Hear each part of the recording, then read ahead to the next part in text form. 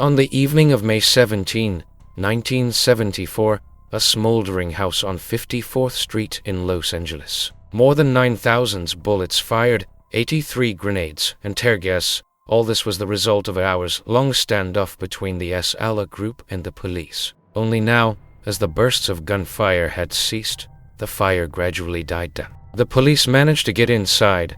There, they found 19 firearms and 1,000 rounds of ammunition, but that was not the main thing.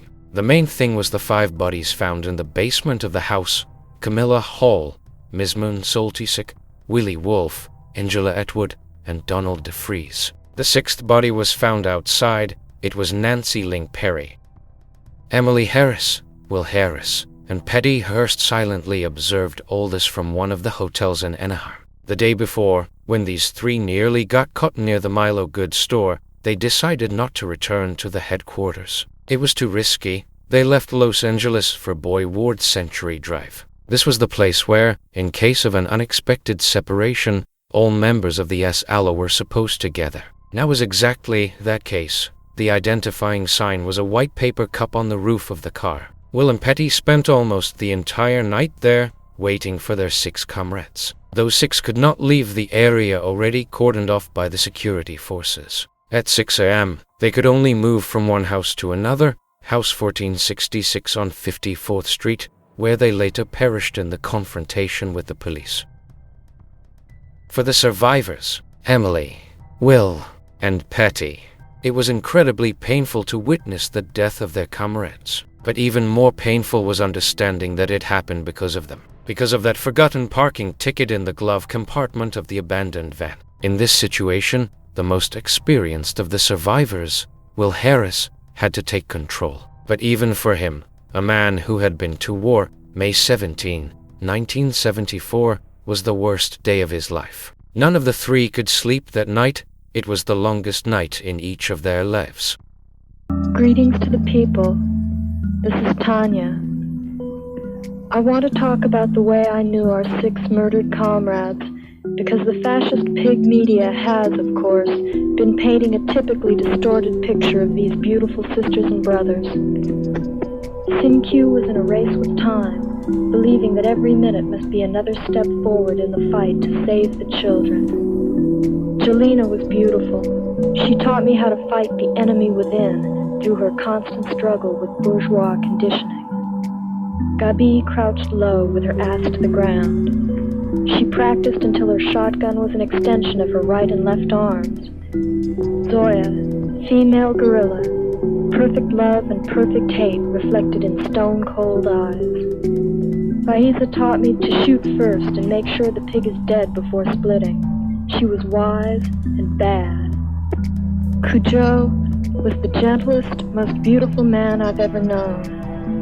He taught me the truth as he learned it from the beautiful brothers in California's concentration camps. Neither Cujo or I had ever loved an individual the way we loved each other. Our relationship's foundation was our commitment to the struggle and our love for the people. I died in that fire on 54th Street, but out of the ashes I was reborn. I know what I have to do. And the next day, when their feelings had subsided just a bit, with clearer heads, it was decided to leave the Los Angeles area. Berkeley was chosen as the new regrouping location, the city where the SLA was born, a city where each member of the SLA had many friends. It was no surprise that it was here where there were many sympathizers with this group, many who were ready to help the survivors. Perhaps the most vividly expressed sympathy for the SLA was a girl named Kathleen Solia. She was the best friend of Angela Atwood, who died in the confrontation with the police. After her death, Kathleen Solia organized memorial rallies in memory of the deceased members of the SLA. Strangely enough, the government did not suppress them. Of course, she mourned her deceased friend Angela the most. It was with the meeting of Emily Harris, one of the 3 surviving members of the SLA, and Kathleen Solia that a new chapter in this story began.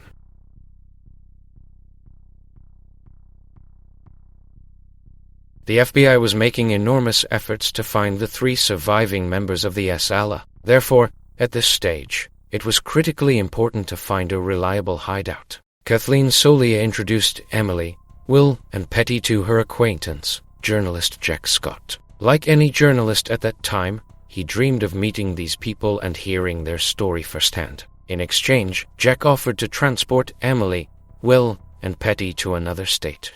He had enough resources for this, and it was exactly what the survivors needed at that moment. However, there was one important condition that Jack set: no one should have weapons during the move. This caused huge arguments within the group, but there was practically no choice. For example, it was decided to transport Patty Hearst. Jack Scott asked the parents to help him. Patty Hearst, Jack Scott, and his parents were the first to head towards New York.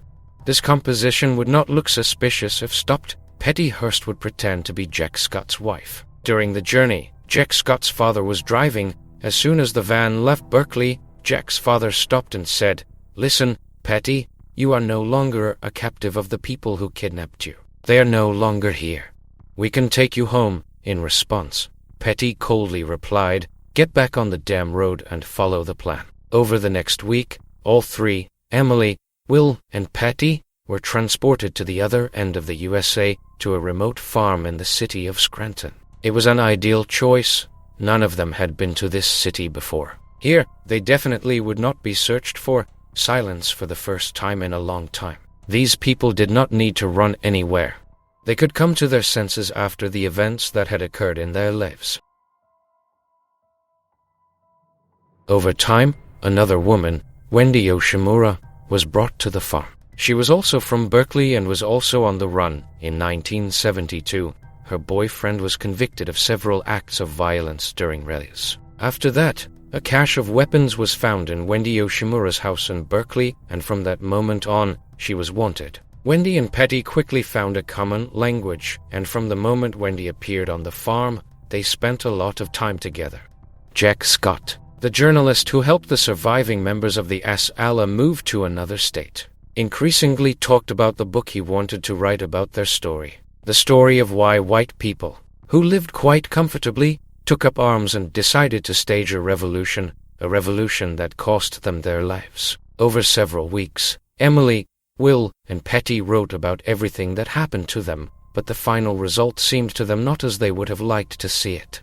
Everything looked not entirely sincere. In the end, they burned most of the records they had made. Of course, this wildly angered Jack Scott, the journalist who had been hiding Emily, Will, and Patty. There was a big argument between him and Patty. Jack Scott already understood that he was unlikely to get the material he needed for the book from these people. The outcome was his words, "I can no longer help you. You need to leave the farm as soon as possible." Thus, Emily, Will, Patty, and Wendy Yoshimura, who had joined them, decided to return to California again. There, they planned to contact Kathleen Solia again. However, Jack Scott refused to take them back to Berkeley. The most he offered was to take Patty, Will, Emily, and Wendy to Las Vegas. The first to arrive in Las Vegas was Patty Hearst. She settled in one of the hotels there and waited for her comrades. She was alone for 2 days. This was another chance for her to return home. But no, she did not do that. On September 4, 1974, all 4 members of the SLA were together again. Kathleen Solia discouraged them from going to Berkeley, even she thought it was too dangerous. Instead, it was decided to move to Sacramento.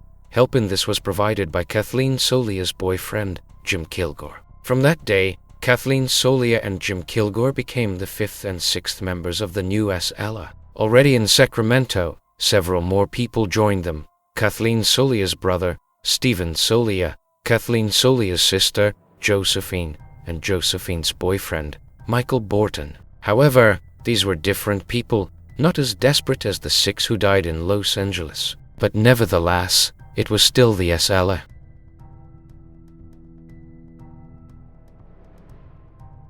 When the new members of the group first saw Patty Hearst, they were amazed. Most of them continued to believe what was written in the newspapers, that she was still being held by force, that her mind had simply been brainwashed. But no, now, seeing how this girl herself expressed radical ideas, the new members of the group were shocked. Over time, Patty Hearst and Steve Solia began a relationship. Probably, this relationship gave her new strength to continue participating in this resistance.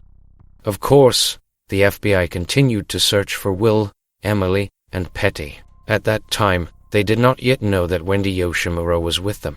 The FBI found out about this at the end of September 1974. The brother of Jack Scott, the journalist who had been hiding Emily, Will, Patty, and Wendy, drunkenly informed the FBI that these people had been on the farm in the suburbs of Scranton. All the items on the farm had been wiped clean of fingerprints, except for one piece of paper that Wendy Yoshimura had used to plug a hole in the mattress. One night, Wendy was frightened by a spider. She screamed loudly. Everyone who was on the farm ran to her room. The spider had crawled into the hole in the mattress. It was impossible to find it there. The only thing that could be done was to prevent it from crawling back out. For this, a piece of old newspaper was used. This was the only item on which the FBI found the fingerprints of Patty Hearst and Wendy Yoshimura. Thus, the FBI finally linked the cases of Patty Hearst and Wendy Yoshimura, but where to look for them was still unknown. By April 1975, the group began to have money problems. For Emily, Will, and Patty, the solution to this situation was another bank robbery. Some of the new members of the group were not as determined. Internally, they did not want to get involved in crime, but outwardly, each member of the group expressed a desire to participate in this matter. Thus, a group of 6 people was formed: Emily Harris, Kathleen Solia, Jim Kilgore, Michael Borton, Will Harris, and Patty Hearst. Unlike the previous robbery, the situation was drastically different. If last time the group was looking for a bank with surveillance cameras for maximum media effect, this time the goal was only money and nothing more. For this reason, the far from the most notable Crocker Bank was chosen. It had no cameras and was located in a quiet, sparsely populated area. On April 21, 1975, the group had been waiting for the bank to open since early morning. At 10, the cashier opened the door. 3 women and 4 members of the SLA entered: Emily Harris, Kathleen Solia, Jim Kilgore, and Michael Borton.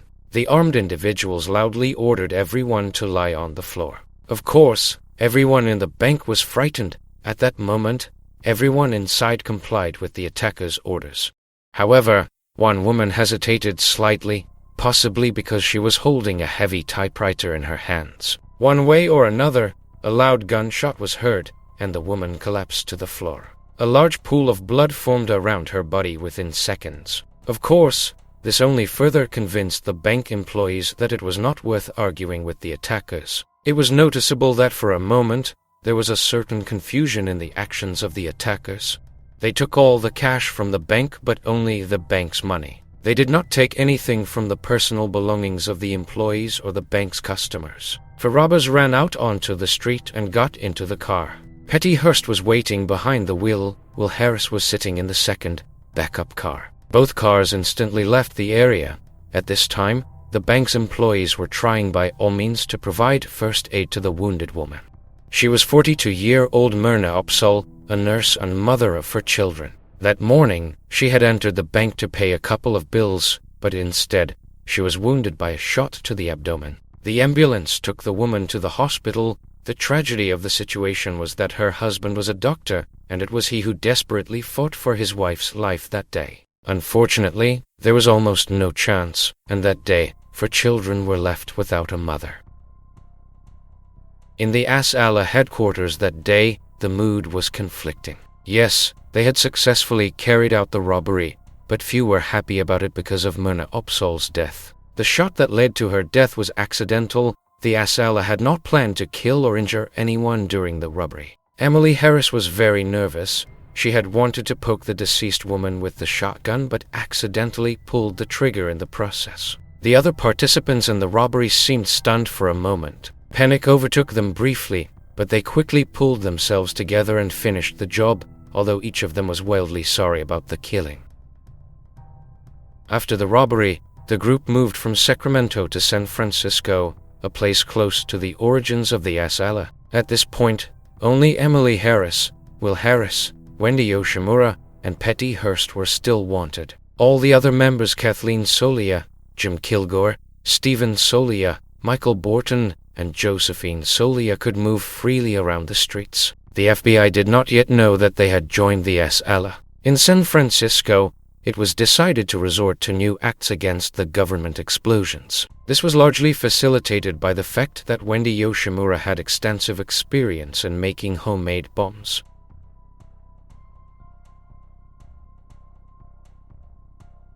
On August 7, 1975, the first homemade bomb of the SLA was planted. The bomb was placed under a police car. At that time, the mechanism failed, and the bomb did not explode. 2 weeks later, 2 more bombs were planted, one under a car near the San Francisco City Hall building, and the second near the door of the City Hall. Both bombs exploded, but not as planned. No one was injured in these explosions.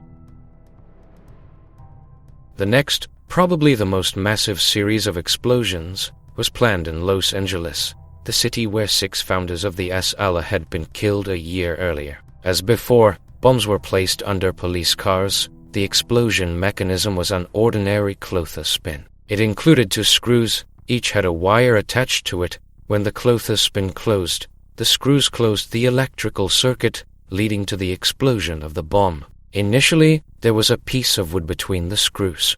It was tied to the police car. Thus, when the car moved from its place, it pulled out the piece of wood between the screws. The clothespin closed, and contact was made between the screws, which ultimately led to the explosion. However, one of the bombs miraculously did not work because the clothespin, when closing, clicked crookedly, and the screws did not hit each other. All police officers were instructed to check under their cars before starting to move. This is how 2 more bombs were found, in addition to a large amount of explosive material. Each of the bombs contained a bunch of nails, bolts, and the like. Such contents were supposed to increase the number of victims in the explosion. But that day, not a single explosion occurred. Undoubtedly, these bombs under the police cars in Los Angeles were revenge for the events of a year ago. By August 1975, the FBI still had no idea where the SLA was. However, knowing that Wendy Yoshimura was now with them, the FBI tried to find additional common links between Emily, Patty, and Wendy Yoshimura. Thus, the name Kathleen Solia finally emerged. She had frequently visited the arrested boyfriend of Wendy Yoshimura in prison, and knowing Kathleen's sympathies for the SLA, the police decided that she could be used as the very common link between Wendy Yoshimura and the SLA. But even Kathleen Solia needed to be found somehow. In this, the FBI was helped by a woman named Patricia Jean McCarty. She was a friend of Kathleen. The FBI set up surveillance on this woman. The surveillance ultimately led the FBI to Jim Kilgore and Kathleen Solia. Through these people, the FBI reached houses 625 and 288 on Moore Street in San Francisco. Observation of these houses convinced the FBI that Emily and Will Harris were in house 288. And on September 18, 1975, these 2 were arrested. In their house, weapons and bomb components were found, but apart from Emily and Will, there was no one else in the house. Of course, the next step in the plan was to check the second house, house 625 on Moore Street. It was quite hot that day, so the windows in the house were open. The agents heard 2 female voices inside the house. Carefully opening the door, an agent entered. In the kitchen sat 2 girls, Wendy Yoshimura and Patty Hearst. The agent suddenly rushed from behind the corner towards the girls. Patty was sitting facing him. Seeing the man with the gun, she instantly ran into another room. Seconds later, the scene in the kitchen was as follows. The FBI agent held a revolver to Wendy Yoshimura's head, and opposite him stood Patty Hearst with a rifle pointed at the agent. Fortunately, casualties were avoided. Patty dropped the weapon and surrendered. In addition to Wendy and Patty, Patty's boyfriend, Stephen Solia, was also in the house at that time.